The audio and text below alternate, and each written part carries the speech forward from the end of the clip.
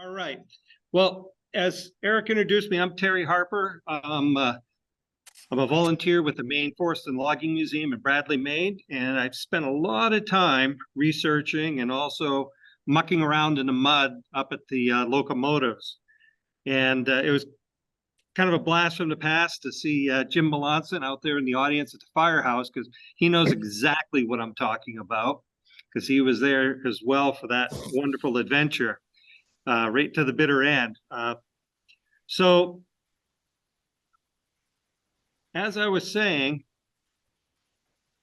I'm a volunteer at the Maine Forest and Logging Museum. I'm not sure how many of you have ever been there before, but basically, the Maine Forest and Logging Museum has been around since 1960. We've got a 400-acre campus in the middle of the Penobscot Experimental Forest.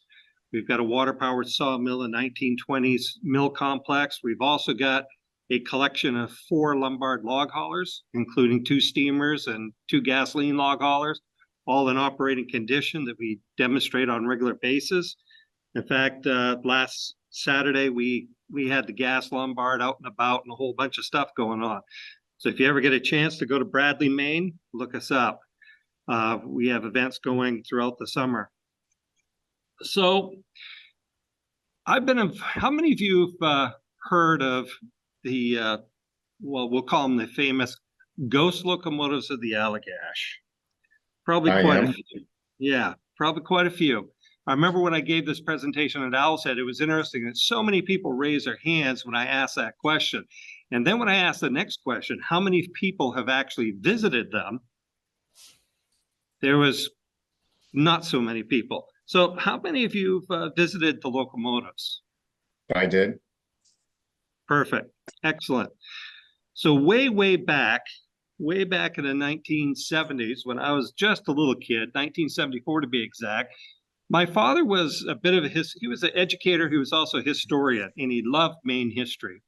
And one summer we went on a family camping trip up to Churchill Lake. And Churchill Lake was a great big depot camp at the time for Edward LaCroix. And it was part of the empire that fed the railway. It was kind of like the heart of it. And at the time, there was still a bunch of buildings there. There was the boarding house. If you've ever read 9 Mile Bridge with Helen Hamlin, that structure's still there. There's a big horse barn, the tractor shed, and the tractor shed still had Lombards in it.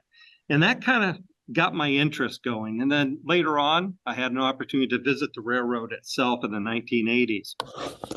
And then around about the 1990s, I was looking for something to do. And I remembered the railroad, and I became very frustrated that there wasn't a whole lot of information out there. And every article I found, every mention of it seemed to say the same thing and draw on the same sources. So I started doing a little bit of research, and one day I was talking to Tim Caverly, and Tim Caverly was the manager of the Allagash Waterway for a good many years. And he said, Terry, he says, you need to contact Edwin Robichaud. And as far as we could tell, Edwin was the last surviving employee that worked on the Eagle Lake and West Branch Railroad. In fact, if you look on the screen up in the upper left-hand corner with the Plymouth switch locomotive, that's him waving from the cab right there. So Edwin, I got in contact with him. We wrote back and forth a good many years, and he shared a story with me. And I actually use that story for the name of this presentation, called Nowhere to Nowhere. So Edwin, young man, he's at Tramway. It's early spring, and at the time, it's hard to envision it right now. If you go to Tramway right now, it's totally grown up, big spruce trees and everything else, and it's hard to imagine it being just acres and acres of field, but that's what it was at the time. And one day, Edwin was actually out plowing one of those fields, and he had old John the horse, and you can see old John down here in the lower right-hand corner. And he heard this airplane. And it was an overcast day, kind of low clouds and everything. And he heard this airplane, and it flew over, and then it flew back over, and then it flew over again. Now, mind you, this is, the early 30s, late 20s, early 30s. He didn't tell me the exact year. And all of a sudden the airplane pops down out of the clouds and drops a note. It's a biplane. So Edwin runs over across the field, grabs a note, and it says, "Gotta land." So he wheels old John and plow off the field, and sure enough, the airplane comes down, bumps to a landing. And Edwin, he'd only seen a handful of airplanes and probably never had seen one up close. So he went running over, and the pilot lifted his goggles and he said, "Where am I?" He said, "I'm delivering mail from Montreal to Boston." And he said, I kind of lost my way. And he said, "I came across these railroad tracks." He said, "I follow them south, they end. I follow them north, they end. And now I'm here. Where am I?" And Edwin, who was from Fort Kent and had very heavy French accent, said, he says, you're at the railroad that goes nowhere to nowhere." And they ended up, he explained it to him that there's a logging railroad that just was in the middle of nowheres. They ended up fueling up the plane for the gentleman, pulled it to the far end of the field, used old John to tramp down the field a little bit, and off he went. So that was kind of an interesting story from Edwin. So one of the things to understand about the Eagle Lake and West Branch Railroad is why it existed. And the big reason why is geography.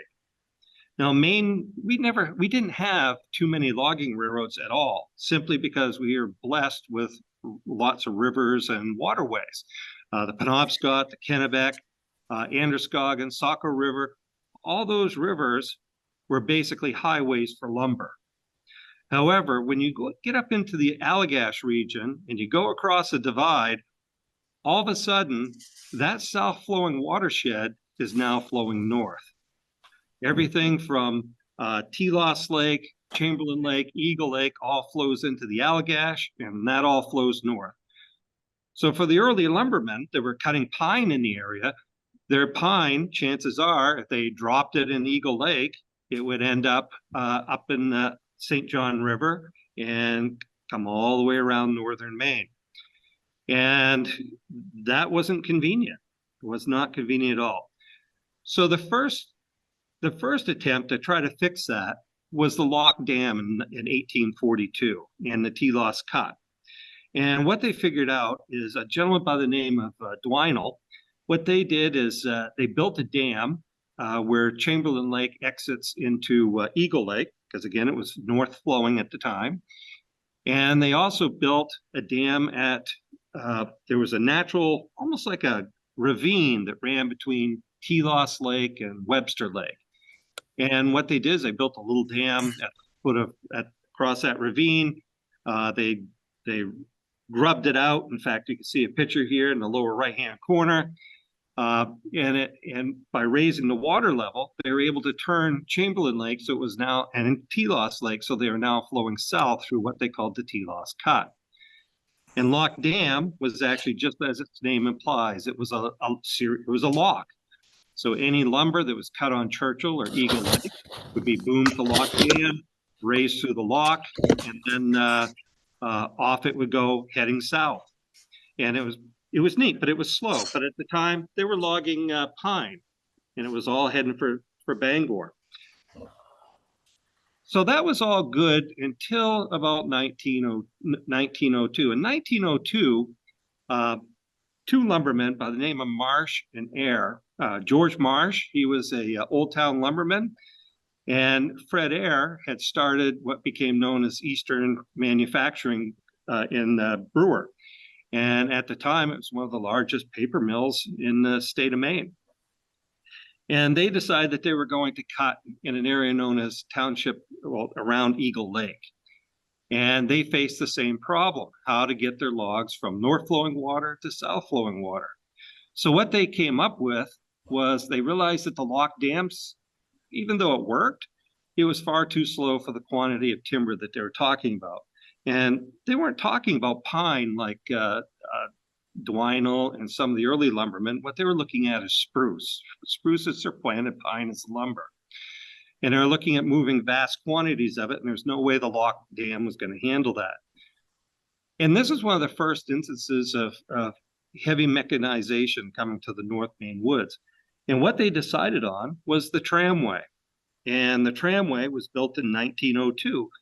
And again, up to that time, if you were logging, it was all horses, men, and backbreaking work. In fact, in 1904, it was estimated that there was over 20,000 horses in the New England woods. That's pretty amazing, over 20,000. And I get a kick out of this article, log driving as a sport to swells and cure-alls for invalids. So in other words, if you're not exactly a particularly healthy person, you should go to the woods and work in a lumber camp. I don't think that would really work. So the tramway was, we called it a tramway, but it was actually a steam-powered conveyor. And it was built on site. It was 3,000 feet long. And you had a headworks that was on Chamberlain Lake. You had 2 wood-fired boilers and bull gears. And the carriages themselves, you had 1.5-inch steel cable connecting trucks, and those trucks or dollies traveled on a wooden structure, basically like a conveyor. And here's a picture of the Eagle Lake end of it, and you can see the headworks, so they could raise and lower the end of the as the water level changed. They had a floating outfit so that they could pick-room the logs onto the carriages. And then this is looking across at the tramway itself. And I love these little quotes. It said, the tramway was built in the summer of 1902 and started the spring in 1903. And he said, I was at Tramway the day it started. And that's Ralph. He built that in 1961. And he talked about every night when the tramway stopped about 9 o'clock, they put a crew on it to go the whole length of it and tighten up bolts and clamps. And they worked all night just servicing the tramway. This is the boiler house on the Chamberlain Lake end. And if you go there today, of course, the structures are gone, but the boilers and the bull gears and everything are all still there. And you can't talk about this era without talking about A.O. Harkness. He's known as the Admiral of the North Woods. He's born in 1869 and passed away in 1951. And eventually, his last position was the chief mechanical officer for Great Northern Paper Company. But his claim to fame was building boats, and it was no different at Tramway. So he started off at Eastern Manufacturing by actually building a yacht for Fred Air. And that was successful. So when they started work on the tramway, he was tasked with building 2 towboats, one to be used on Eagle Lake and one to be used on Chamberlain Lake. And if you look at the photo, the top one is the H.W. Marsh, and the bottom one is the Dugan. So the George A. Dugan, here's a photo of it being built at Tramway. And when you remember that the boilers, the motors, the steam engines, everything had to come in from Greenville overland, had to be towed. And this boat measured 71 feet long, had a beam of 20 feet. And then this is the H.W. Marsh being built on the shore of Eagle Lake, right at the end of the tramway, just over the embankment from where the locomotives sit today. And this is during the winter of 1903, 1904. And that had a length of 91 feet and a beam of 25 feet. And if you go to Chamberlain Farm today, you can actually see the remains of it, the triple expansion engine and a lot of the gear works and everything's all right there. Now, the tramway worked great. It was a perfect success. It moved over 1 million feet of logs that would otherwise have gone up the St. John River. The only thing is it also spurred a little bit of international incident because, again, they were using Lock Dam, and they also built a series of small dams on Churchill and Harrow Lake. And of course, that changed the flow of water going into the Allagash River and ultimately the St. John River. And there was quite a bit of dispute about it.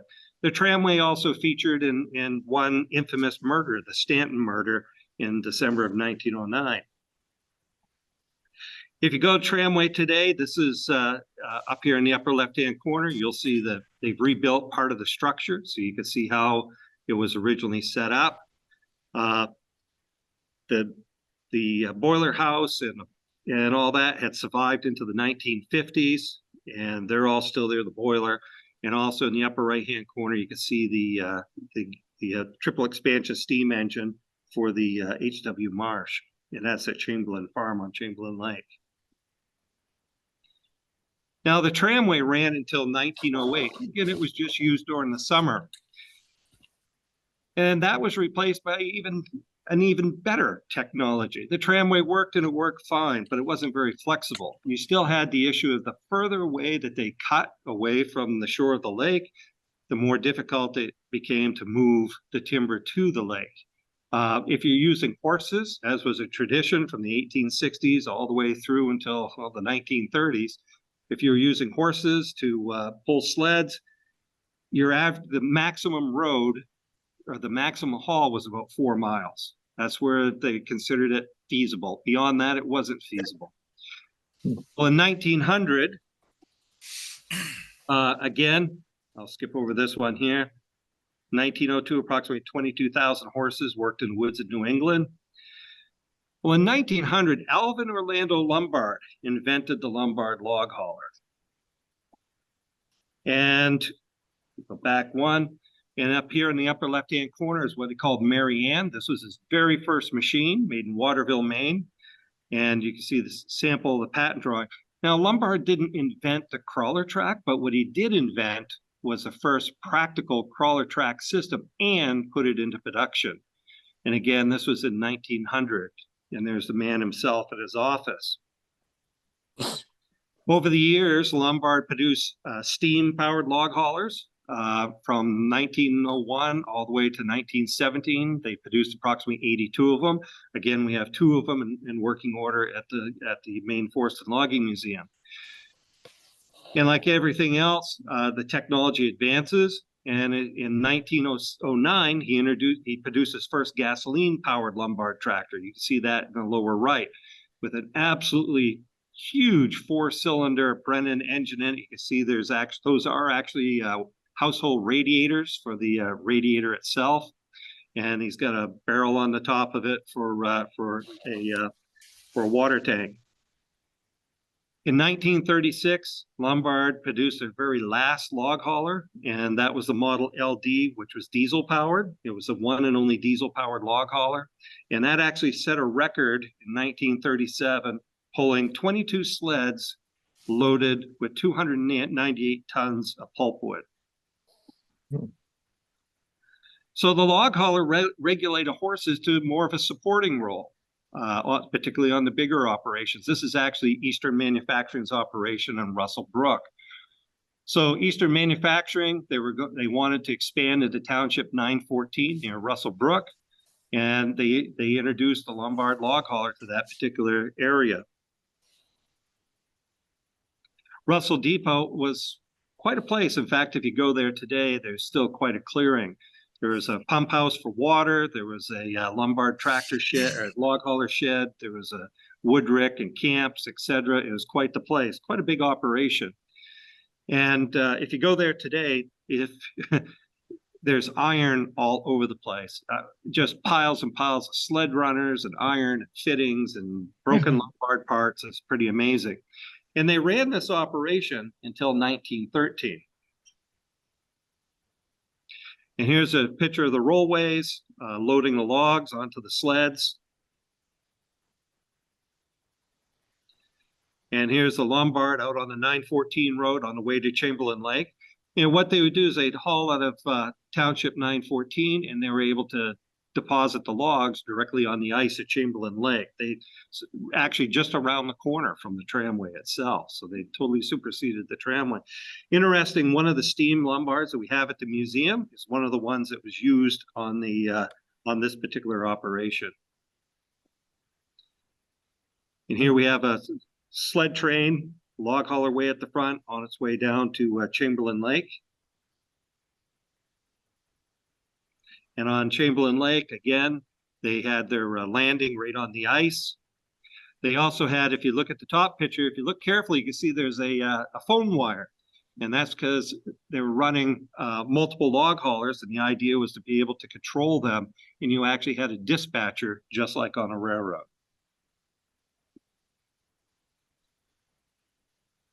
After the operation shut down, actually when they started using the log haulers, they had no use of having the H.W. Marsh floating in Eagle Lake. They weren't landing logs on Eagle Lake anymore. So they actually hauled the H.W. Marsh across the tramway, that 3,000-foot strip of land, and refloated it into Chamberlain Lake. And here's a photo of it actually being moved. And then we have the George A. Dugan on the left and the H.W. Marsh on the right. And I think this is at the Cove at the tramway. So Eastern Manufacturing, they shut down their Russell Brook operation at the end of their 1913 season and pretty much left the log haulers right there. In 1918, actually 1919, 3 of them were salvaged by an operator by the name of John Morrison. He actually spent $25,000 to hack a 30-mile road into tramway to actually retrieve those 3 machines. And like I said, ours is one of them. The one in the Ashland Museum is the other one, or one of the other ones. So now we come to the railroad itself. So we've talked a little bit about what led to it and about the geography. Now let's talk about the railroad itself. So Edward Clayton King LaCroix.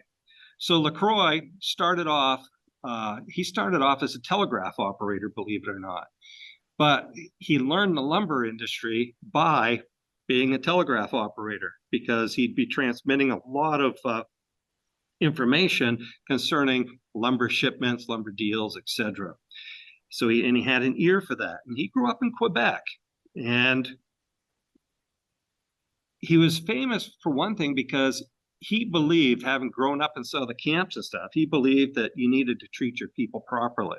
And here's an example of a typical lumber camp in the 1900s. You had very crude camps. You had food was very basic. It wasn't a good life. And in LaCroix's camps, he made sure that the people had good housing, that they had proper food, and that they were taken care of, and people enjoyed working for him. So as far as Maine, again, he started off as what they called a jobber. So he was a subcontractor. So if Great Northern Paper was going to have a cut in a particular area, they would hire jobbers to perform that work. Or you'd be a jobber for another jobber, kind of like a general contractor. And one of the projects that he worked on was Penobscot Lake Flume in 1922. He constructed a flume that went from the lake to the river. He also used early log haulers. And in 1925, he purchased the former St. John Lumber Company mill in Keegan, Maine. And at the time, that mill was one of the biggest mills in the Northeast.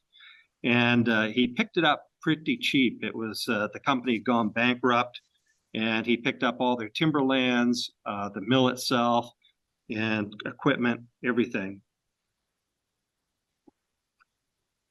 So through his operations, through the Penobscot Flume, through working with the St. John Lumber Company, he came into contact with Great Northern Paper. He also did some work for them at the Hurricane Pond and some other places. And he came into contact with Fred Gilbert, and apparently he left a good impression on Fred Gilbert because they became pretty good friends, and they did a lot of business together over the years. And Fred Gilbert, he was head of the spruce department, the spruce wood department for Great Northern Paper. And here's a picture of the motor car. This is actually on the Eagle Lake and West Branch Railway. You can see Fred Gilbert's on the left and Edward LaCroix's on the right. So let's talk about the construction. So one of the things, again, the railroad was built to take wood that was cut in north flowing waters and transport it to waters that are flowing to the south. And what had happened during the winter 1924-1925, Great Northern Paper Company began a massive cutting operation around the Muskwacook Lakes. They had a huge depot camp there. There's still a big clearing there in parts and pieces today.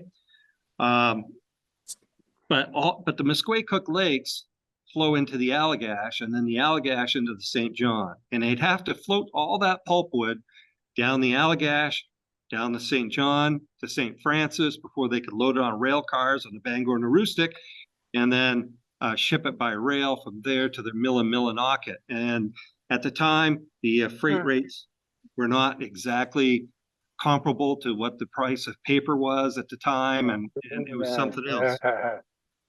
So what they wanted to do was be able to move that wood south more efficiently. And here you can see that LaCroix's Empire spruce, and at one time he had over 3,000 people working here in northern Maine.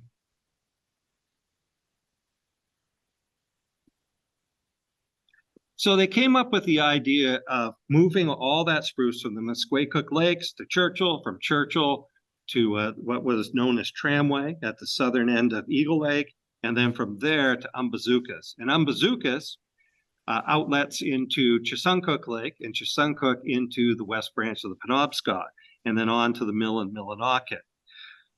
So in 1926, they began to cut the right-of-way, and a lot of the wood that was cut ended up going to the mill in Millinocket, all the usable spruce. They also used, LaCroix was highly dependent upon Lombard log haulers, Lombard tractors, and moving supplies. The nearest railhead was in Lac Frontier, Quebec. The Quebec Central came into Lac Frontier. That's where their shipments of materials and supplies and stuff came into. And that was about a 50 miles as a crow flies from Tramway, which was the head of the railway. This particular photo was taken at the Russell Brook camp, and the same camp that was used by Eastern Manufacturing. Things just keep getting recycled. One of the things that they needed to do, of course, is provide fuel for the locomotives. So they brought in 25,000-gallon fuel tanks. And if you go to Tramway today to see the locomotives, as you're walking down the spur that goes to where the locomotives are themselves, and you look to the right of the track, to the south side of the track, you'll see these indentations. And what those are is those are where the timbers were that supported these oil tanks. And of course, the timbers are long gone and the tanks were moved out. But all this equipment, these oil tanks had to be moved in from Lac Frontier. Hay, everything had to be moved in. Pulp cars. We counted, I believe, it's about 45 pulp cars. All of them had to come in the same way. So they were shipped to Quebec, to Lac Frontier. They were mounted on sleds, just as you see right here. You can see the skis.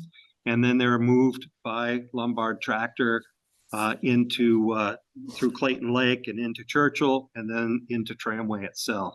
And this is all during the winter of 1926 and 27. Here's a detail of the pulp cars. So if you go back, you'll notice that this car is just a standard rack car with a sliding door on it. If you wanted to load it, you could use a conveyor, but when it came time to unload it, you were doing it by hand. And what they wanted to do was automate things as much as they possibly could. So Emile Labby, who was the master mechanic for LaCroix, came up with the idea of self-dumping pulp cars. And here you can see some details right here. So the floors were made sloped. There was the whole side on one side was hinged at the top, and you had a locking mechanism using chains and essentially a hinged plank. And the idea was that slope combined with the unloading trestle down at Umbazookas had one rail set higher than the other. When you tripped that latch and that plank dropped and that door swung open, the vast majority of the pulpwood would slide right out and into the water. Just as you can see right here.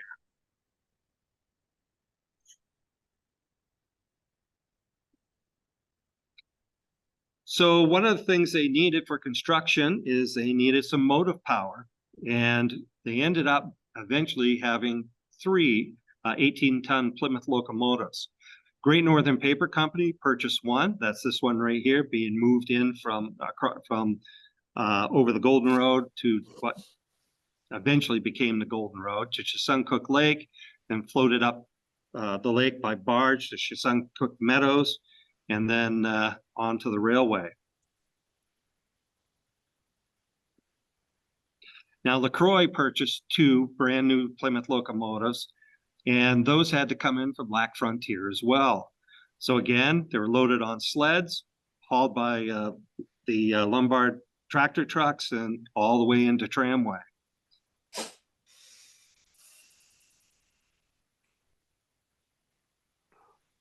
And then used for construction during the spring of 1927. So in 1926, they grubbed the right-of-way. In 1927, they started they laid rail, and they were actually up and operating by August. Here you can see the steam shovel. They had LaCroix had an Erie B2 steam shovel that they used for excavation. Now the railroad extended 13 miles from Tramway at the south end of Eagle Lake to the upper end of Umbazookas Lake. And then there was a 5-mile stretch that Great Northern built that went from Umbazookas down to Suncook Meadows. We'll cover that here in a little bit. What's interesting is that steam shovel still exists today. If you go out to what used to be 9 Mile Bridge, you'll find that steam shovel sitting in a shallow pit.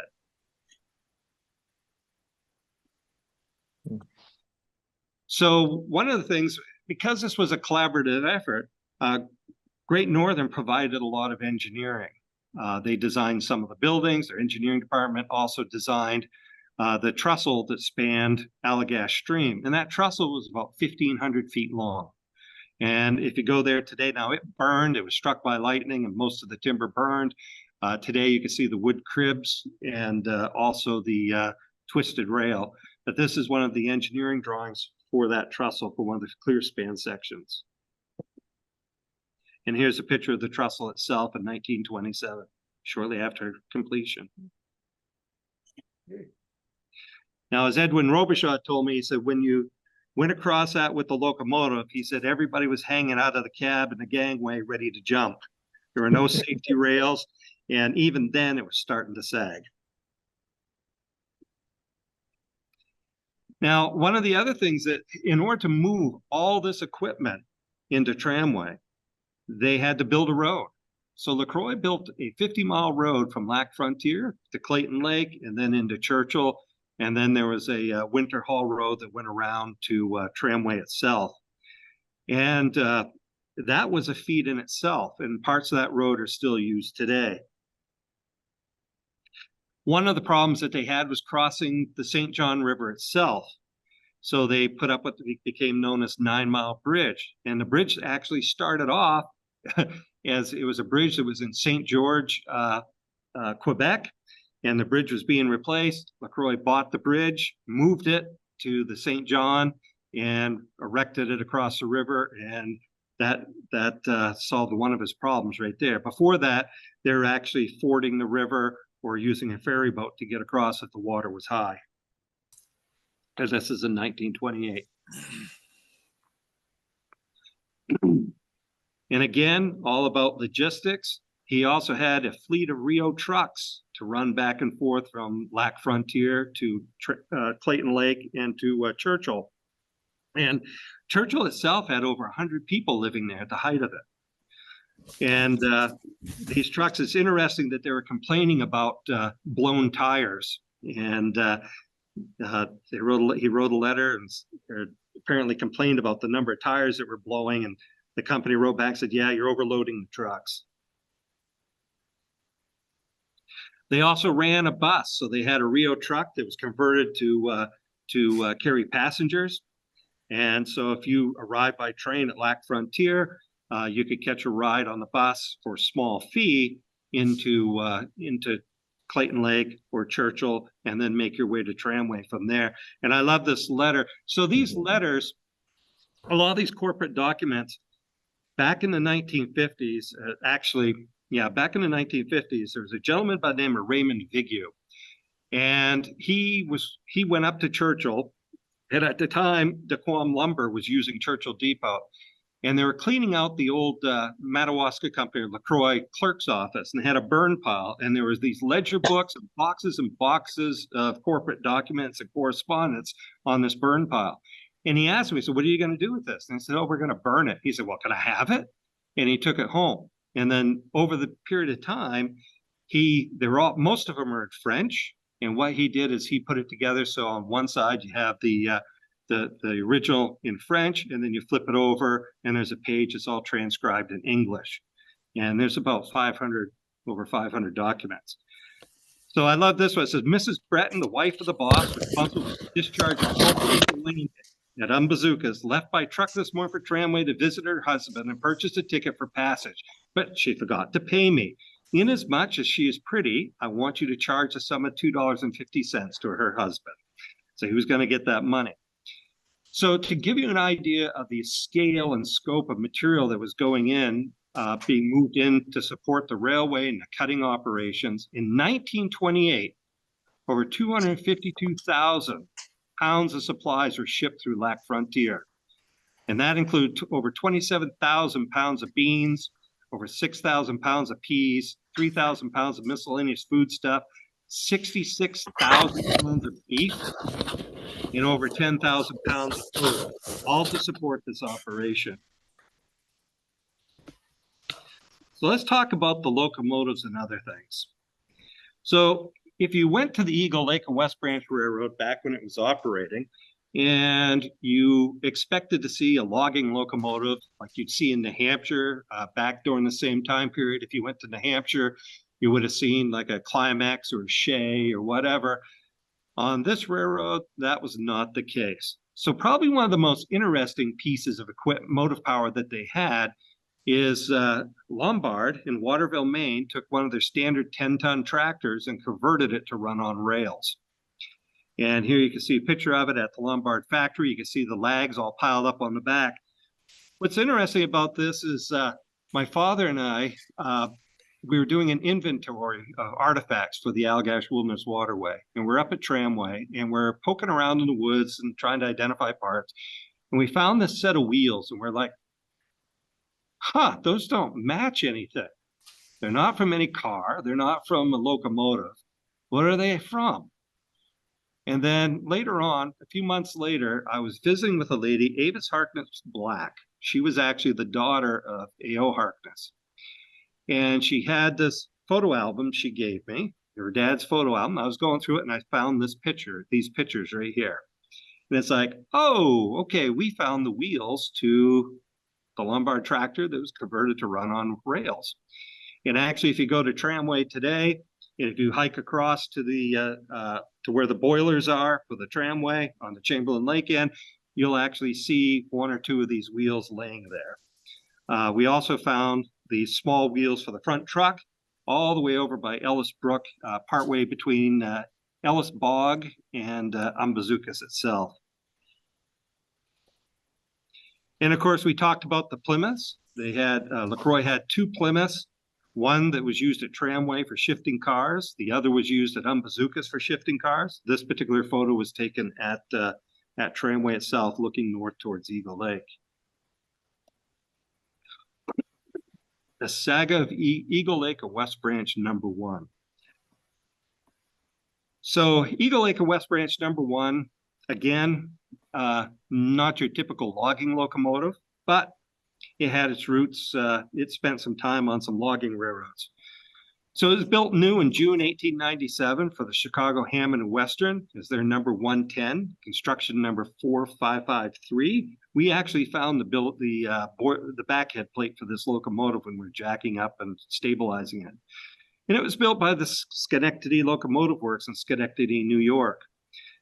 By April 1898, it had been renamed Chicago Junction number 116. And then in 1911, when the Chicago Hammond and Western Chicago Junction became part of the Indiana Harbor Belt, which is part of New York Central System, it became number 16, class F53. By 1912, it was known as number 8 on the Potato Creek Railroad out of Keating Summit, Pennsylvania. In 1923, it was number 63 on the Grassy River Railroad in Conifer, New York. And I'd love to find a picture of it in operation on that one, but we never have. And then in 1927, it was sold by the General Equipment Company in New York to the Madawaska Company, which is LaCroix. And here's a picture of the sister locomotive. This is number 109. In its original configuration, Eagle Lake or West Branch #1 would have looked exactly like this. Also interesting, we found the the number 63 nameplate as well. That was actually returned during the project. And here it is at Tramway itself in August 1927.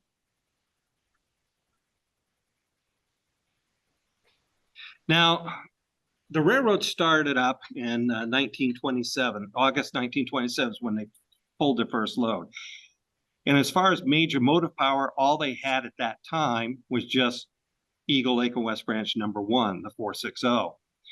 And what they found out is LaCroix was trying to run a 24-hour schedule 6 days a week. You always had Sunday off. And that locomotive had a rough life, and it was well used before it ever got to LaCroix. And he actually complained to General Equipment Company about the condition of the locomotive. In fact, he claimed that they sold him a junk scrap locomotive for premium price. And they shot back with another letter that said, well, if what the rumors are holding true, that you're running 24 hours a day, 6 days a week, we can assure you that no locomotive can hold up to that type of service, and that we did not sell you a junk locomotive. It was actually in good condition when it left here. Regardless, they had a lot of problems with that locomotive. And here it is on out on the line. So one thing with that locomotive with Eagle Lake and West Branch number 1 is it proved that it wasn't quite up to the task. So LaCroix decided that they needed a second locomotive. And you got to remember that aside from a very short railroad servicing a mill that he had in Dequam, they had no experience with railroads. And so they decided that they were going to purchase another locomotive. And in comes Eagle Lake and West Branch number 2. So this particular locomotive was made in 1901 for the Lakeshore and Michigan Southern. It was number 780. It was built by the Brooks Locomotive Works in Dunkirk, New York. In 1914, it became New York Central 5780, a Class G43A.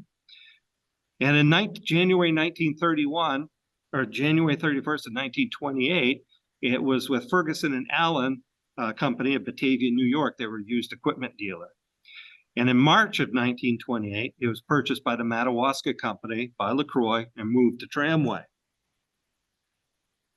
And here's a picture of the locomotive, 5780, future Eagle Lake and West Branch number 2 at Collinwood, Ohio in July 1927. So moving from this setting to Tramway, the backwoods of Maine was probably rather dramatic.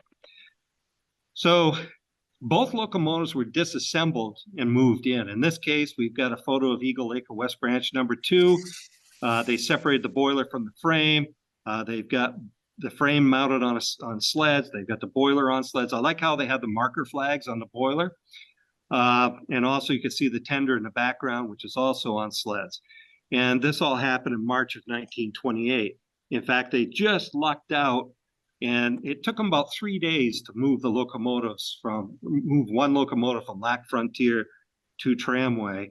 And they really lucked out on this one because the next day after they got it to Tramway, the ice started to break up and it started to rain and stuff, and the roads went to pieces. Here we have the frame and running gear. They've got the axles all chained up.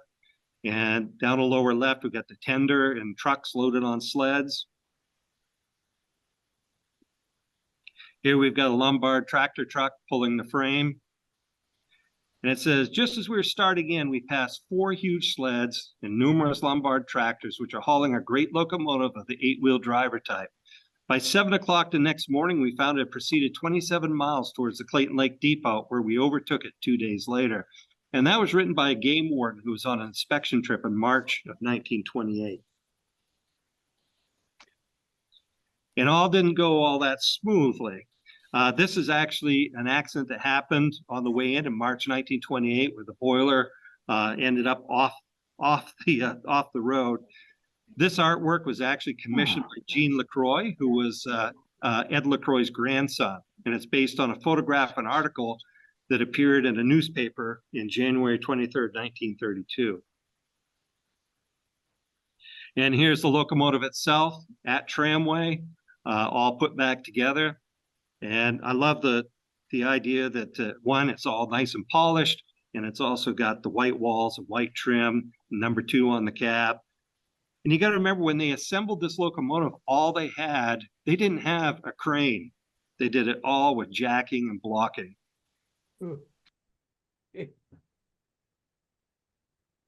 So let's take a trip along the railway itself from Tramway to Suncook Meadows. So we'll start at Tramway.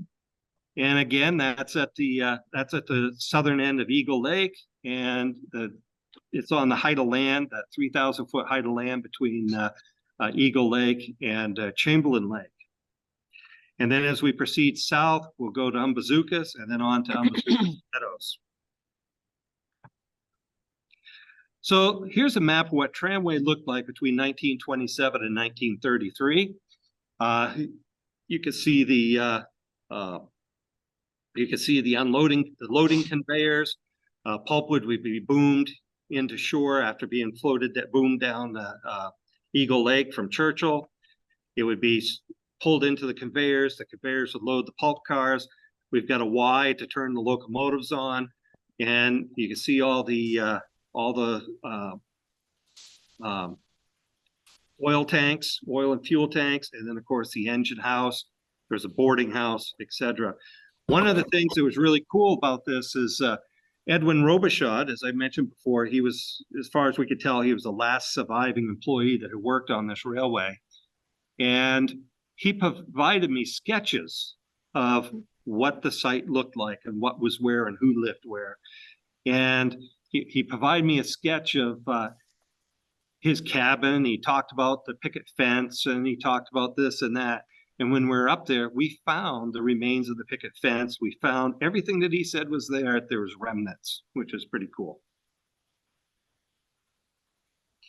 Here's a view looking east towards the conveyors. This was in 1927. You could see the oil tanks lining the track, and of course the oil station, so you can pull the locomotive in and oil it up. You've also got the conveyors in the background. Here's the boarding house itself. The boarding house is over 100 feet long, and again, in the background, you can see the oil tanks. That little building to the left with a smokestack, if you go to Tramway today, you're going to come across an old Lombard boiler sitting beside the tracks. And what that was for was to heat the oil. They were burning Bunker C, crude oil, and they were moving it in early spring, and using Lombard tractors and sleds. And in order to pump that oil into the storage tanks, what they would do is they had radiators in the transport tanks, and they'd hitch those up to that Lombard boiler and keep a fire going in it, and be able to warm up that oil enough so that they could pump it. And again, if you go there today, you can still see that boiler. To the right, just off the left end of the boarding house, you can see the elevated oil tank. There was also a sand house there and some other things. There's also a weather vane on I don't know if you can see it or not, but there's a weather vane on the boarding house. And I have another photo where if you zoom in, it's actually a locomotive, which is pretty cool. And like anything else, you're dealing with a bunch of stinky people working hard. Okay. And here's a letter from the J.E. Gould Company. It says, "Gentlemen, our boarding house at the Tramway is infested with bed bugs. Can you furnish us with some preparations or advice so we may be able to get rid of them? This house is 100 by 45 feet with 4 rooms upstairs. Please advise us or send enough stuff as soon as possible." So yeah, so it sounds like a really nice place to live. As Edwin said, it smelled pretty bad. Here's a view looking towards the loading tracks. The locomotives would be on the right. So there's 3 conveyors. Each conveyor was about 225 feet long and powered by a Fairbanks Morse diesel engine, single-cylinder engine with a hot bulb ignition. And the idea was that they draw the pulpwood out of the lake and drop it loose into the cars. And they had it set up that the sticks also had to be scaled at the same time. So they had a method to be able to scale it to make so many sticks equal to cord. and they would note that down. They actually had a scaler from Great Northern that was right there on site. Now, later on, what they did is to save the clutches and fuel, because again, all the gasoline, everything had to be brought in from Lac Frontier. They actually set up a steam donkey engine, which is still there today. The boiler's gone. And they had cables running down the center of the tracks, the loading tracks. And it went around the headworks at each end. And what they would do is hitch a chain from one car in the string down to that cable, and they could move one string forward and one string back as they needed to be able to load the cars. And here we're looking at the conveyors, a donkey engine shed, a locomotive shed in the background. That's where the locomotives are today. And you can see the conveyors in the background as well. This is looking out across Eagle Lake towards Hog Island. You can see all the pulpwood and the dry kai because they raise the level of the lake.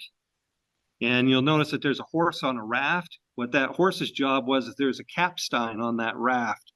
And they would have the horse going around powering the capstan, and that would draw in the booms to tighten the booms up and crowd the pulpwood into the conveyors.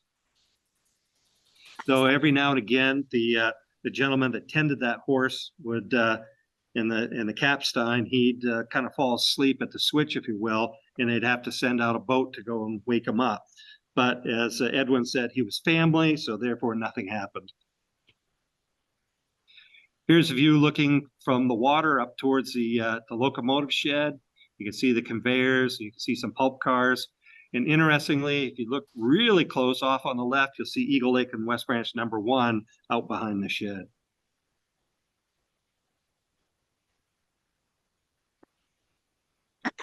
And here's another view, oil and gas storage tanks, the motor car shed.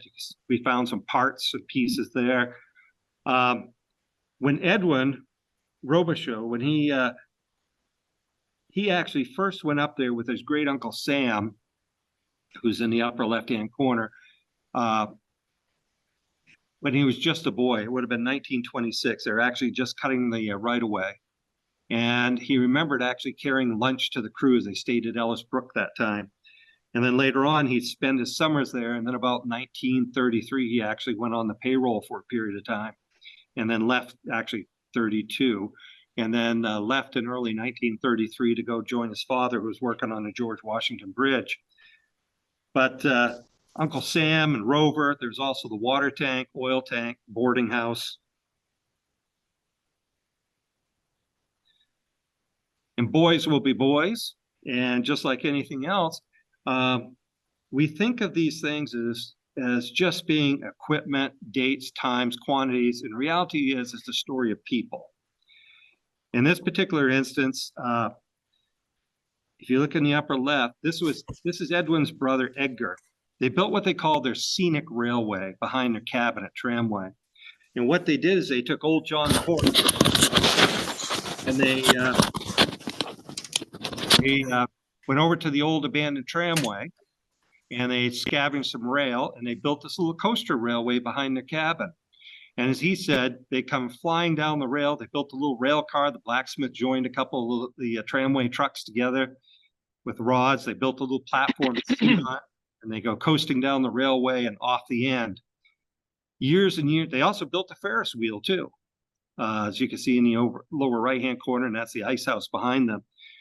A number of years ago, a friend of mine, Paul Breton, was up at Russell Brook, and he said, Terry, he said, I found the strangest thing. He said, I found two of those tramway trucks bolted together. He said, like a little carriage. And I laughed and laughed. I just said, you found Edwin's scenic railway locomotive. And you can see a photo of it there in the lower left. So the next stop along the way is Ellis Brook. And if you read about the Eagle Lake and West Branch Railway, a lot of the stories they talk about, oh, there was a passing siding at Ellis Brook, or there was a passing siding halfway. That never existed. Ellis Brook was just simply a construction camp. And in fact, this is what Edwin had to say about that. He said, one camp was at the mouth of the brook. The other was 2 miles away from the mouth of the brook, down near the lake. My first summer, 1926, was at the camp 2 miles in. When you mentioned passing site, that did not exist unless you're referring to the top of the hill at Umbazookas. There was no double track at Ellis Brook. We hiked into Ellis Brook. There's a small trestle there. Now it's been covered over with a road. There's no sign of anything. So it was just a construction camp for the railway. When you get to Umbazookas, if you hike down into Umbazookas today, there's still quite a bit of rail still left in there. Umbazookas was the southern terminal of the Eagle Lake and West Branch Railway, 13 miles southwest of Tramway itself. And that basically consisted of a Y and a trestle, low trestle, cribwork trestle that extended out into the lake for dumping the pulpwood. There was also a shed for the Plymouth switcher that was kept there, as well as some bunkhouse and some buildings for workers. Here's a picture of the unloading trestle right here. And if you go to Umbazookas today, what's interesting, if you make your way down to where the trestle used to be, and you're standing on the shore of the lake, you'll notice that the shore is not sand or gravel, it's actually bark. Just feet worth of bark, because Umbazookas isn't that big a lake, but what they were doing is they were using it as a natural holding pond for all that pulpwood before it was boomed down Chesuncook.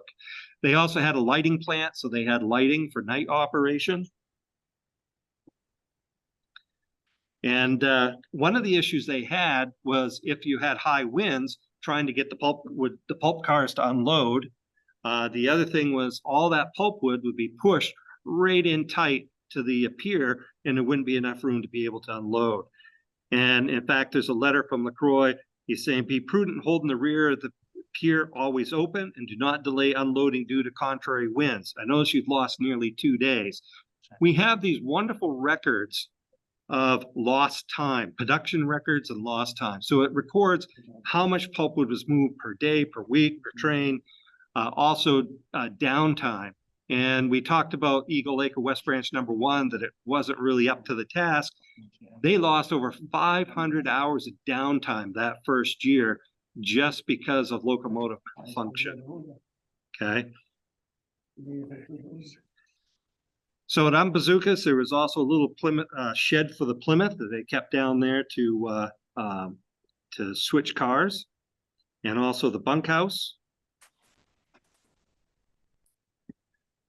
Then we get to what we call the 5-mile stretch. So LaCroix built the railway from Tramway 13 miles down to Umbazookas. And then Great Northern Paper built a 5-mile section, what became known as the Chesuncook and Chamberlain Lake, from Chesuncook Meadows to meet the Umbazookas rail, the Eagle Lake and West Branch at the Umbazookas terminal. In operation, they just call it the 5-mile stretch. And it was used strictly for supplies. Any supplies that were coming in from the south would go across that 5-mile stretch. It never was used for pulpwood. They also had mud pond carry camps that were there for a long time. In fact, canoeists still use mud pond carry today. But back then it was used as construction camp. And then we get to Chesuncook Meadows itself. And again, there was a Y to turn the Plymouth locomotive and the cars. There was a little building out on a pier so they could float a barge up and then offload it. And there was also some other structures, a bunkhouse and cabin. Most of that was used for construction. And in fact, the rails for the railroad itself, the Eagle Lake and West Branch, ended operations October of 1933. And in 1936, Great Northern was removing the rails on their 5-mile stretch on the Chesuncook and Chamberlain Lake. And they left, but all the rail for the Eagle Lake and West Branch was actually left in place. So exploring this, it's all about boots on the ground and doing research. For instance, we want to understand, you read all the time about, oh, yeah, they ran 2 locomotives and had a passing siding and all this. Well, we wanted to find that passing siding. We wanted to prove or disprove, was that true or not? So we started doing some exploration, and I had all the maps. I actually have all the plan profiles for the railroad that were produced at the time for construction. So we actually hiked in to any anomaly that we saw, trying to identify a spot. And what it came down to, there was no passing siding. There's a series of sidings coming up on a tramway where they would store loaded and unloaded cars. And otherwise, that was it. And they just used one locomotive all the time.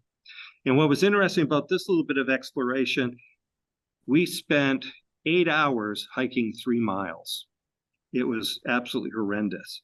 Talk about blowdowns and nastiness. It was bad. And what we do is we go into various sites, we identify places, and off we go. Down the lower right's my son at Umbazookas. He was not happy that day, probably because of the bugs and everything. Here's a picture of the Great Northern Paper Company covered pier, again, so they could bring barges in and offload any supplies. And believe it or not, there was a couple that in 1933 that they decided to take their honeymoon to the Allagash. So they paddled up Chesuncook Lake, and as they discovered, Umbazooka Stream was filled with pulpwood, requiring us to transfer it to the Casey Jones. And the Casey Jones was one of the motor cars. And they took us to a point near Mud Pond where they were able to hike across Mud Pond or refloat in Chamberlain Lake. And that was their honeymoon trip. So let's talk a little bit about the logistics. LaCroix was extremely dependent upon Lombard tractors. In fact, at one point, he owned 15 of them, and all 15 were operating right out of Churchill and Clayton Lake, just to support the Eagle Lake and West Branch Railroad operation. As quick as they were produced, they would go to LaCroix. We've got a copy of a list of Lombard tractors that was put together by Louis Lombard, and it's pretty amazing because as you read through it, it's like LaCroix, LaCroix, LaCroix, LaCroix, LaCroix. And each one of these tractors back then cost about $5,500. And if you do the math, trying to figure out exactly how much it would cost today, it's probably around $250,000. So again, here's the top view is 6 Lombard tractors in Waterville, Maine, awaiting delivery to LaCroix. These were actually driven over the road from Waterville all the way up through Jackman, all the way to St. George, Quebec, and then to Lac Frontier, and then to Tramway. And the middle photo, you can see that was the tractor shed at Churchill, where they'd be serviced. Everything was everything. Those tractors were the lifeblood of the whole railroad operation. They hauled the oil, they hauled the pulpwood, they hauled the supplies. And of course, he also owned a couple steam Lombards too. And Raymond Vigud remembered this. He said, on a supply run, I had occasion to observe the final use of a Lombard steam log hauler. Smokes from a wood-fired boiler pouring out of its stack as it was towing a dozen sleds of extra large size. Each was loaded with 16-foot saw logs. It was crawling over a slight grade at about the pace of a horse. Now, Raymond Vigud was kind of interesting because when we were working on the locomotives to jack those up out of the mud, he showed up, and he was in his 90s at the time, early 90s, and you never would have guessed it. But when he was like 14 years old, he was asked to drive a log hauler, a Lombard, from Waterville all the way up to Churchill. And he gave a wonderful account of that. You know, here he is, 14 years old, never even driven a car, and he's driving a 10-ton tractor over the road. And of course, there was always adventures. This is a Lombard log hauler that fell through the ice on Amsascus Lake. They parked the log hauler out there while they hiked. The driver and the striker hiked up to a camp to have some fresh baked pies, and when they come back, it was in 40 feet of water. So the log haulers, they were used to haul massive trains of pulpwood from Musquecook Lakes. LaCroix had actually cut a double-lane log hauler road 25 miles from Churchill to the Musquecook Lakes. So they were just hauling pulpwood. And then they had other log haulers that were hauling saw logs to go down the St. John or the Allagash River and eventually to his mill in Keegan.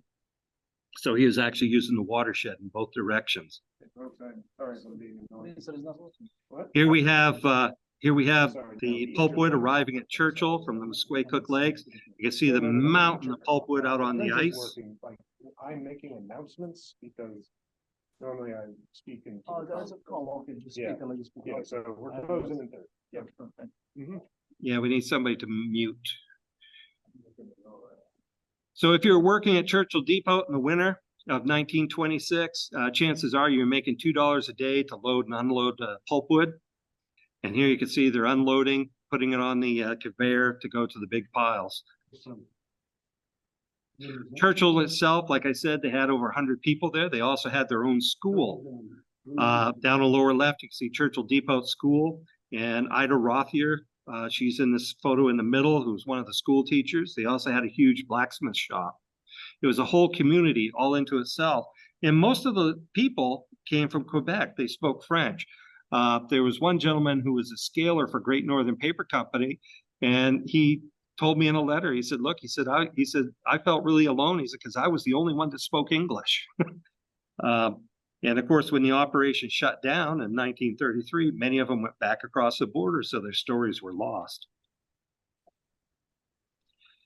So Churchill, again, was a huge depot camp. This was the center of the operation. This is where all the supplies would come in. And like I said, he had over 3,000 people working in the woods in northern Maine to support this operation, just to send pulpwood across the railroad. And we had a whole community, boarding house, stable, everything at Churchill Depot. They had the dam at the time actually had a turbine, so they could have electric lights for the boarding house and the tractor shed.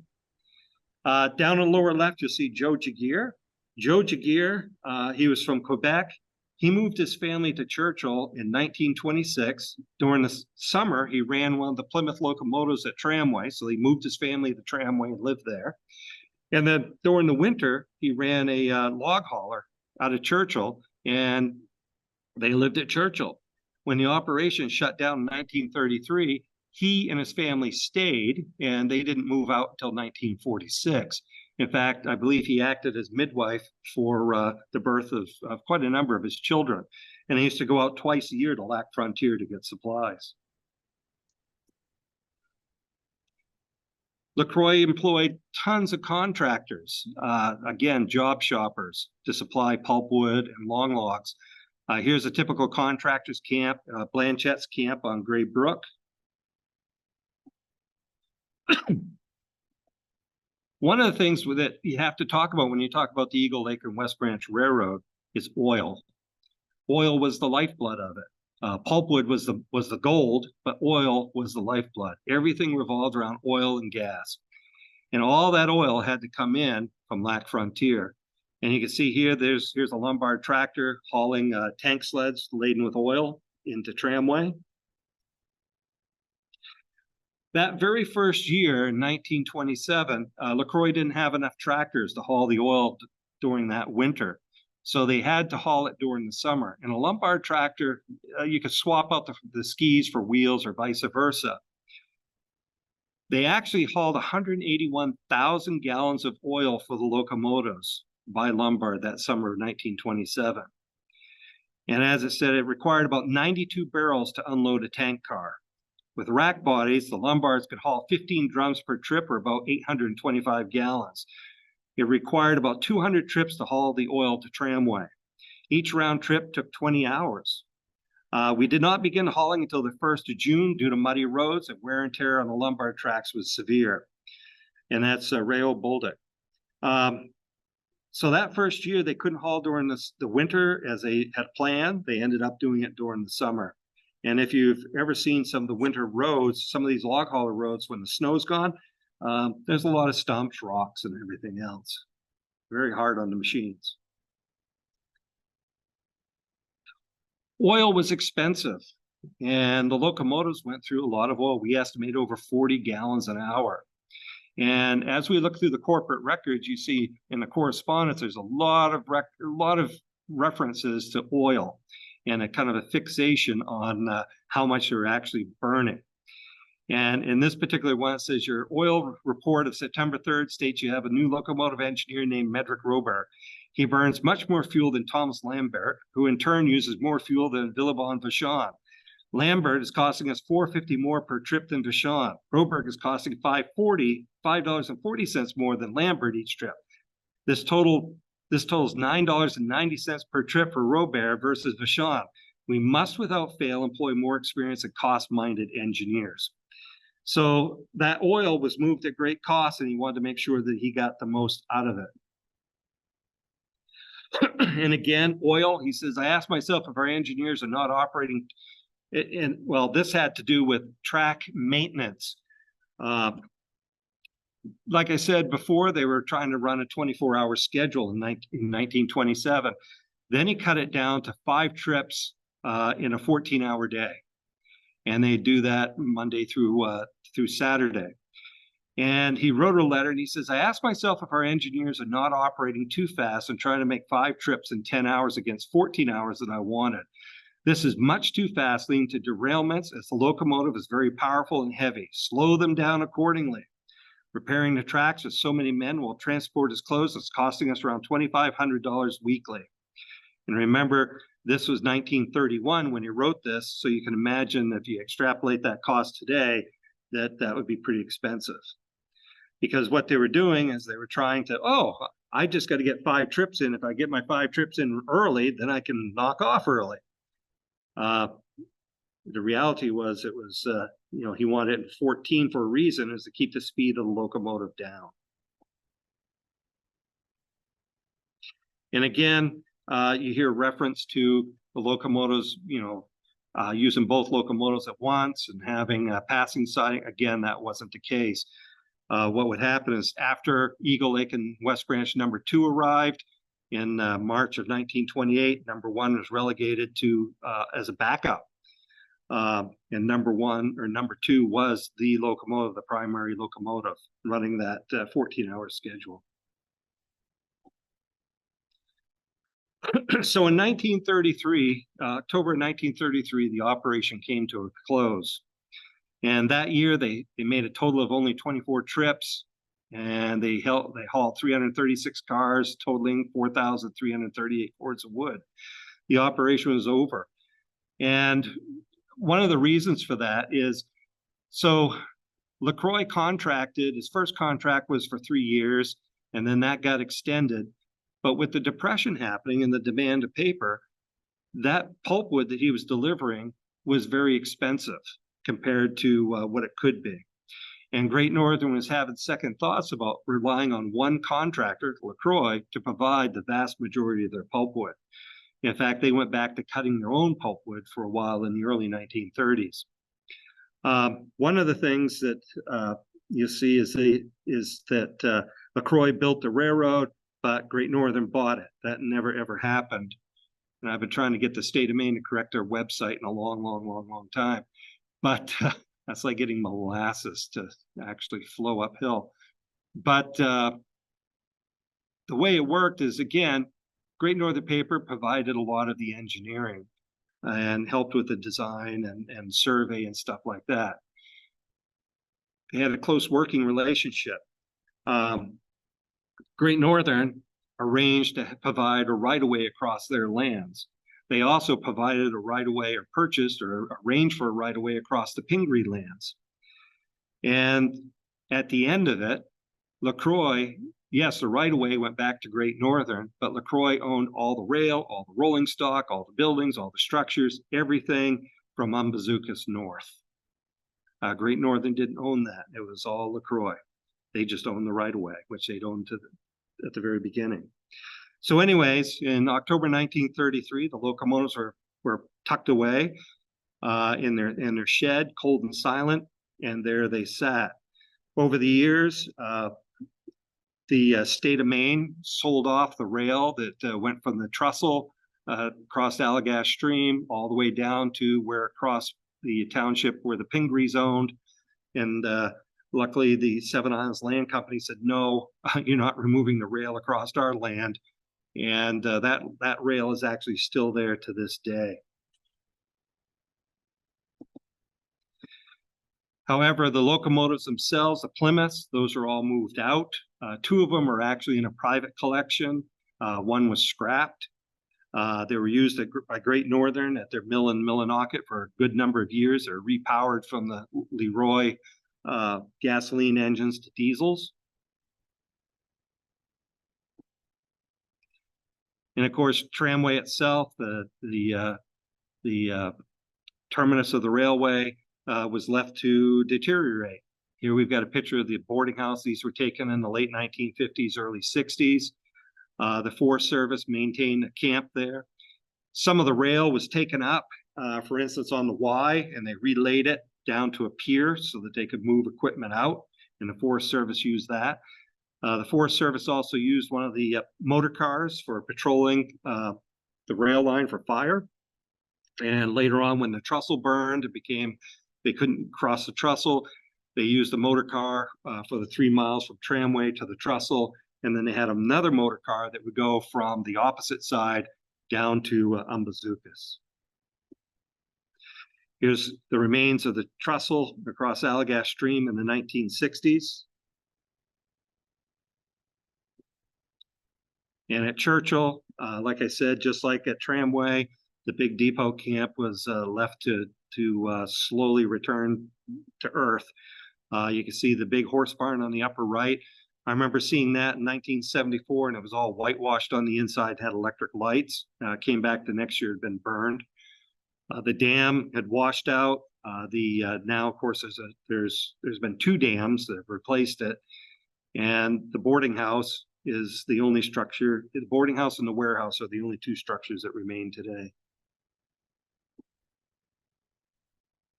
And if you went to Churchill back in the 60s and 70s, there were still log haulers there. The log hauler in the upper left is actually in the museum in Ashland. And the one in the upper right, that's actually me and my sister at Churchill. That particular machine is at the Maine State Museum in Augusta. And then the log haulers that were in the shed, those are actually in private collections now. And the shed was burned. There was parts, there were sled runners, all kinds of stuff. And then in spring of 1969, unfortunately, the Maine Forest Service decided that they needed to burn the remaining buildings at Tramway to prevent squatting and danger of fires and all that stuff. So they burnt the Forest Service camp, which is fine, but their orders were to burn everything. And they torched the locomotive shed. And the locomotives were covered with cosmoline to prevent corrosion, and they burned very, very well. And I interviewed a gentleman who actually was one of the ones that set it on fire, and he was very emotionally distraught about it even then. And this is back in 1996. He said, they said, burn everything. The engine had a lot of cosmoline smeared on it for rust protection. They were in very good condition. We poured gasoline and kerosene around the building and touched it off. I felt like crying. I hated to do it so bad. So they burned the building down around the locomotives, and then there was a public outcry, so they went back and cleaned up the site and slapped a coat of paint on them. And there they sat. And if you go to Tramway today, this is pretty much what it looks like with the deteriorating pulp cars. A lot of stuff like, for instance, the conveyors, for the most part, were dismantled and hauled out. There's at least one of the Fairbanks Morris engines that powered the conveyors is sitting up at Churchill. One of them they actually lost through the ice. The track is all still there, all the way up to the trestle, though again, they removed part of the Y to facilitate moving equipment. This is down at Umbazookas, the remains of the unloading trestle. And also, like I said, if you go up near where 9 Mile Bridge used to be on the Quebec side of the St. John, you'll find the Erie B2 steam shovel sitting there in the shallow pit.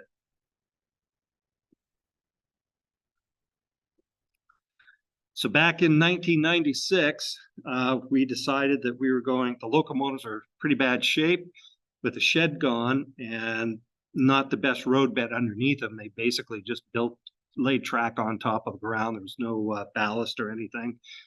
Over the years, Frost working on the locomotives had number 2 leaning right over, just as you see there. and we decided that we were going to go in and jack them up out of the mud and stabilize them. And originally, we had put together a proposal, and the idea was that the state of Maine was going to go for a grant. And the estimate they got was over $1 million to do the work, to jack up both locomotives and rebuild the roadbed. And also they were talking about using cranes and building a road into the site. At the time, the closest you could get to the locomotives by road was approximately 2 miles, and you had to hike the rest or come in by boat. So we formed a plan that we're going to try to do it as expedient, as cheaply as we possibly could. And we tried to take inspiration from what they would have used then. And we ended up using boats to bring in all our equipment. In the upper left, you can see we have 60-ton bridge jacks and a power pack to run it, and torch and all kinds of things. And I'm sure Jim Malance is sitting there shaking his head going, I can't believe I did this. But it was pretty cool. So we ended up jacking up both locomotives. This was in 1997. And I got them up on crib work and excavated underneath so we could put in an underdrain system, and also geotextile fabric, and then new crushed stone base. And in the little insert photo in the lower left, there's Jim standing there with his hand on one of the connecting rods. As we were jacking these locomotives, one of the problems that we had was getting them to go up straight. And a locomotive, particularly a steam locomotive, is not an easy thing to find jacking points on. And so we're constantly trying to find places to jack. And as we're moving, particularly number 2 upwards, it kept moving closer and closer to number 1, to the point where we knew we had to move it sideways. So we actually dug angled jacking pits, and we used some grease plates, and we jacked it sideways. And I remember standing there when it started to move, and it moved. First, we were doubting it was going to move sideways, but it did move sideways, all 180 tons of it. And as it moves sideways, we were panicking, thinking that it wasn't going to stop and that it was going to come off the pilings. But as it was, it stayed on the crib work, and we were good. And then when we lowered it down, it was right exactly where it was to start with. We actually surveyed them in. So here's Eagle Lake and West Branch number 1 up on blocking. This is 1997.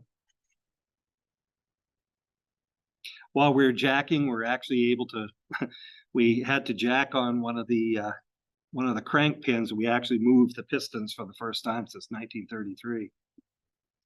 One of the things we had to do is bring in 150 yards of crushed stone for our roadbed, for our underlay.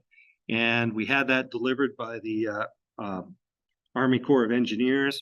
They dumped it. The closest they could get it was 3 miles to the site. And then we used snowmobiles to haul it across the ice of Chamberlain Lake and then dump it on site. We used pickle pails loaded into sleds. And I think it was like 4,500 pickle pail loads of crushed stone to get it over there. We did it over 2 weekends. And that was in February 1998. And then once we had the roadbed down, now we could assemble the track. Railroad ties were all brought in during the winter. We scrounged some rail from on site that was in a discard pile, and we built a panel track, and then using a chainsaw winch, we were able to pull the track into panels into place and get them all set. And there's a much younger me sitting on the running board. And here they are today, number 1 and number 2. The Coal Land Transportation Museum actually donated the headlight for number 1, and we proudly put it up there, and then people proceeded to beat the crap out of it. The smoke box door on number 2, we just had a plate because a lot of parts had walked off over the years. And then a few years ago, somebody donated the original door back to the Waterway, and it was installed, which is pretty neat. So today, if you go visit the locomotives, the road is much closer and the trail is much improved. So you've only got about a half-mile walk. And that's it right there. All right, so any questions?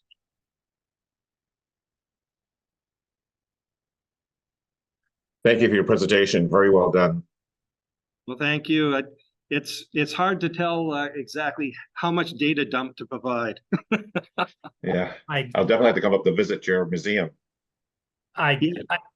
a fascinating story, and I'd seen pictures of the locomotives in the woods, and never knew this story about the railroad or how they got there, or in fact the fact that so much effort on your part was put into preserving them. So just a fascinating story, and you'll be hearing from me shortly.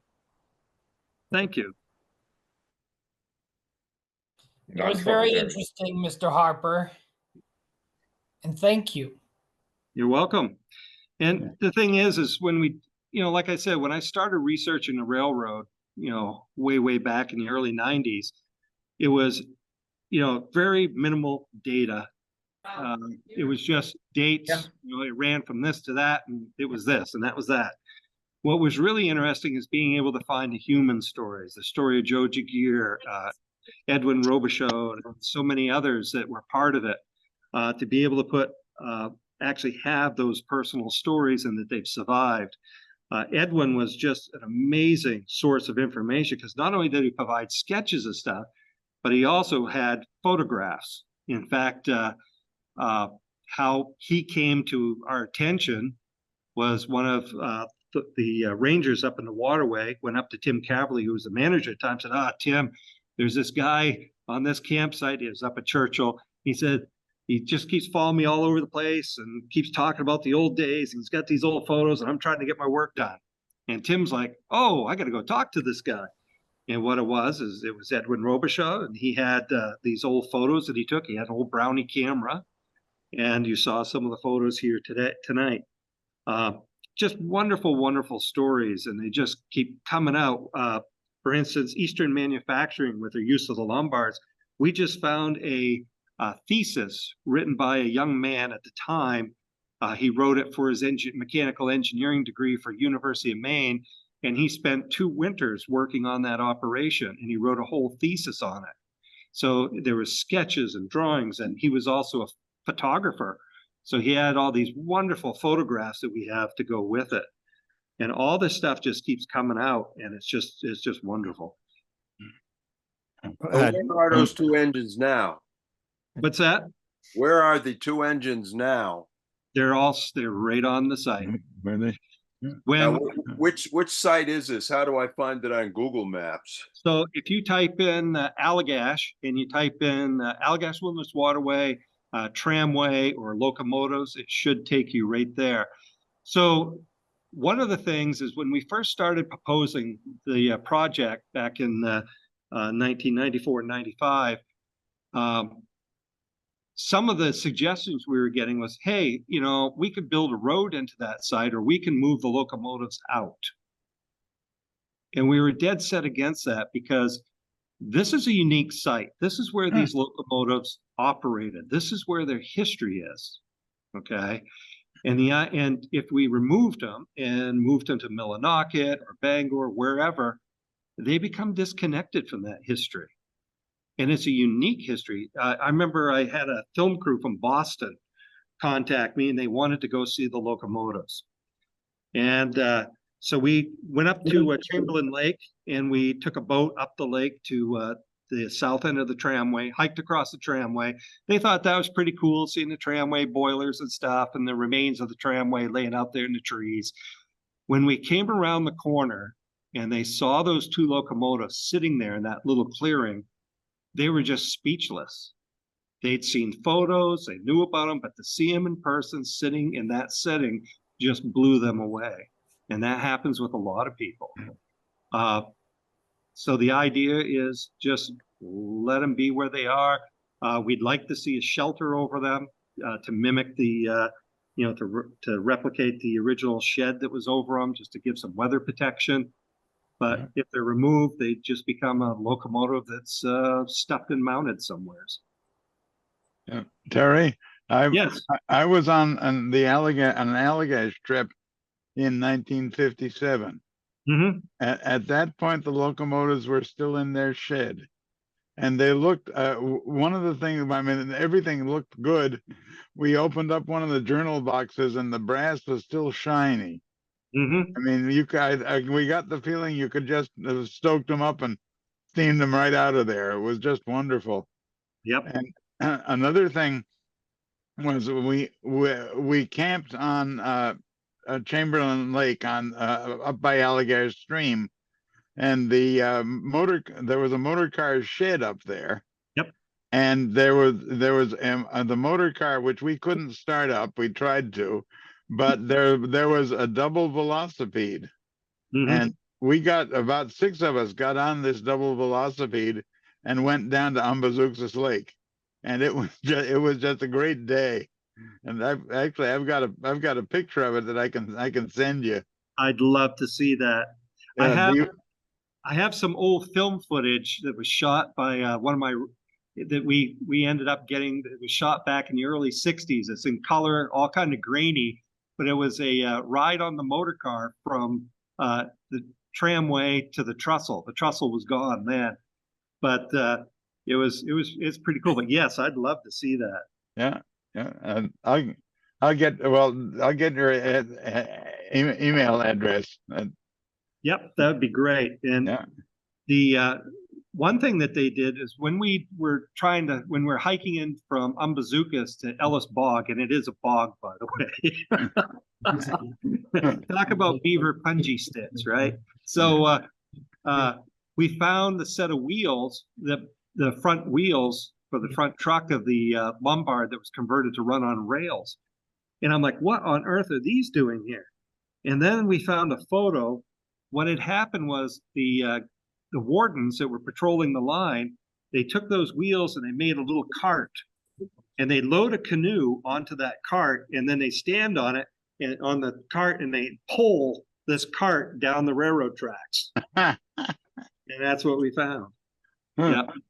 I can relate to what Tom was just saying. In 1980, I was 14 years old on a Boy Scout camping trip on a week-long trip to Allagash, and we saw these engines, one leaning over in the middle of the woods. And I have a picture of that somewhere. I got to find that picture.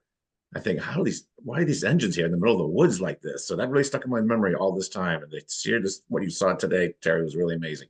Brought back memories of those days in 1980. Well, thank you. Yeah. Thank you. Yeah, and it's really cool to be able to know, like, we know the names of the engineers, we know people that were involved with it, and some of their stories, which is absolutely amazing. Just incredible stuff. Like, I shared the photo of me and my sister at Churchill standing with one of the log haulers, and that particular log hauler is in the Maine State Museum. And a few years ago, I went down to the museum. We did some work for them for that particular display. And the lady I was talking with, the curator, she says, "Oh, Terry," she says, "why don't you climb up in the cab and I'll take your picture, just like when you were at Churchill."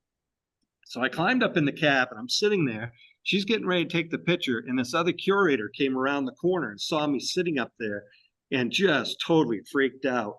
"Don't move, stay where you are." Right? I mean, it was, yeah, obviously I was doing something really, really bad. And then, she pops up and says, no, I'm Terry, do you guys operate the steam Lombards? Yes, we do. Yep. In fact, we've just opened it up for the annual inspection. And so probably April, we'll probably have the inspection done on it and have it out and about again. We've got it. We've swapped the skis out for wheels so we can demonstrate it during the warmer months. We did run it once in the wintertime. Where our museum's off grid, we're about a mile from the nearest paved road. And any electricity we have in buildings like our machinery hall where we store the Lombards, it's via small solar grid.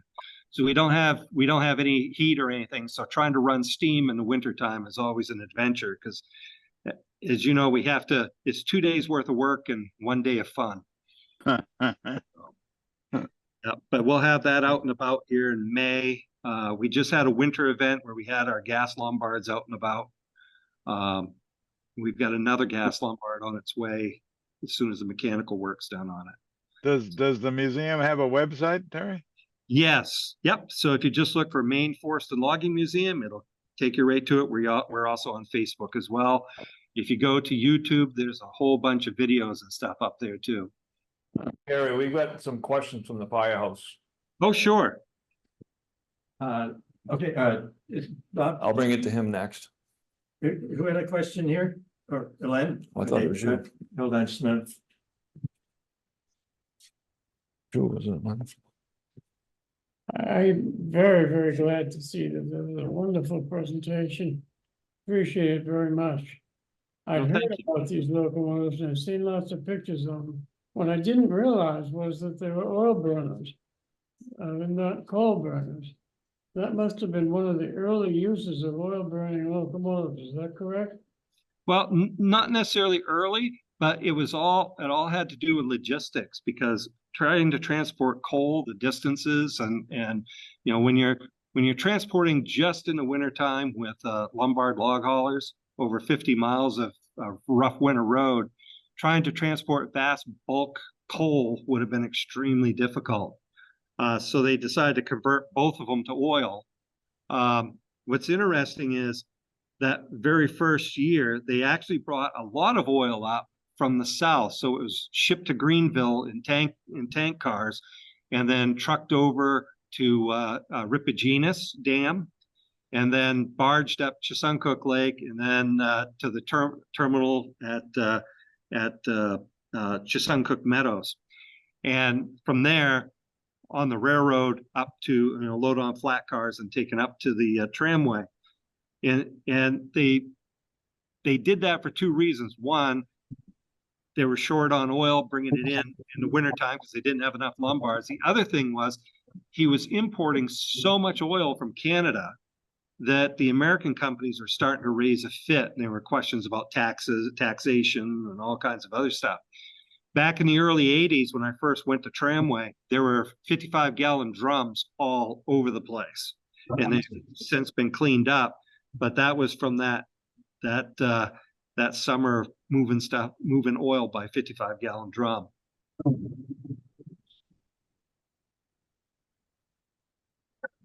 Okay. Anything else? No. Anybody else now, anything? I got a question out here in Zoom land. Sure.